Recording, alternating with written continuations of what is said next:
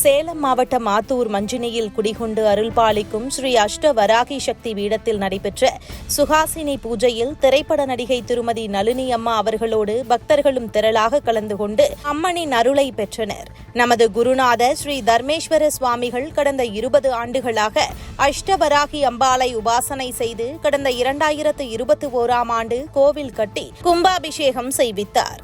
இந்த ஆலயத்தில் வளர்பிறை பஞ்சமியில் புத்திர காமேஷ்டி ஹோமம் செய்து அனைத்து பக்தர்களும் கலந்து கொண்டு குழந்தை செல்வம் பெறுகின்றனர்.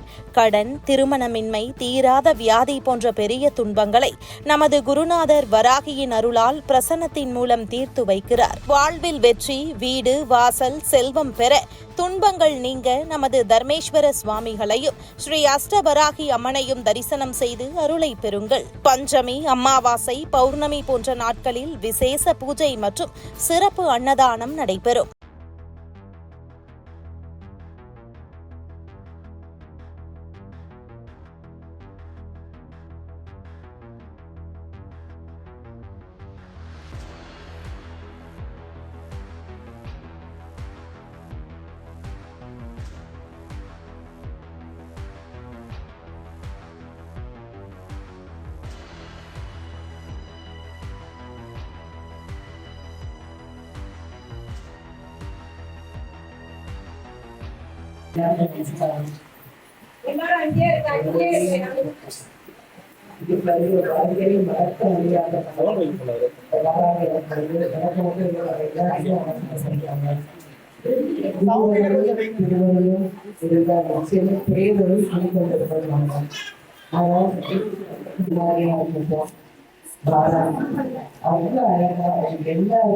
மனசார ஆசீர்வாதம்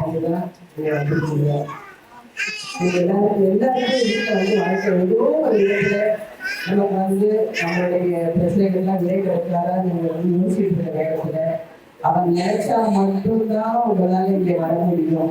அவன் நினைச்சா மட்டும்தான் உங்களால இந்த பூஜையை கைவிட முடியும். அவன் நினைச்சா மட்டும்தான் அவங்க எல்லாரும் கேள்வி எடுக்க முடியும். அவன் நினைச்சா மட்டும்தான் நடக்கும் அப்படின்னு அந்த சிலை என் வீட்டுக்கு வந்துச்சு.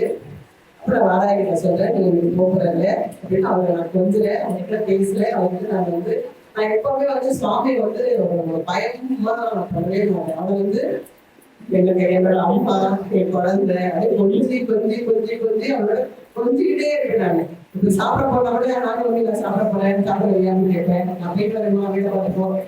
எல்லாமே நம்ம கடவுள் பயங்கரமா அவங்க சாமி கும்பிடுறாங்க. பார்த்தீங்கன்னா எத்தனை பேர் எவ்வளவு சந்தோஷமான முகத்துல வந்துட்டீங்கன்னா ஒன்றிலே குருவர்களும் அந்த அம்மாவோட அருள் இல்லாதான் முடியும். ஸோ அவங்ககிட்ட அவங்க எடுத்துட்டு போறது அவங்க எல்லாமே வந்துருக்கா. வர வழியில அவங்களுக்கு ஏதோ ஒரு குடும்பத்தில் வந்துருக்கு. ஐயோ என்னால் வர முடியாதுமா, என்ன நினைச்சிருக்கேன், நான் ஊருக்கு போகிறேன். அப்புறம் வாராகி என் கையில இருக்குது, எனக்கு என்ன பண்றதுன்னு தெரியல. ஏன்னா அவனுக்கு சவாட்சியெல்லாம் பண்ணணும் இல்லையா. அவன் அவனுக்கு என்ன பண்றதுன்னு தெரியல. அவன் சொல்றா, ஒரு பாப்பா பண்றேன், எனக்கு ஒழுக்கை வை.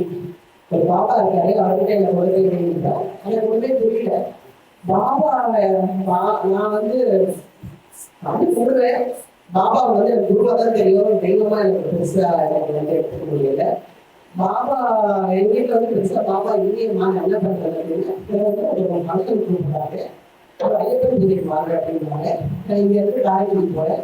ஆத்தங்குடியில நலன் தரும் சாய்பாபா அந்த பூஜை தான் ஐயப்பன் பூஜை நடக்க முடியாது.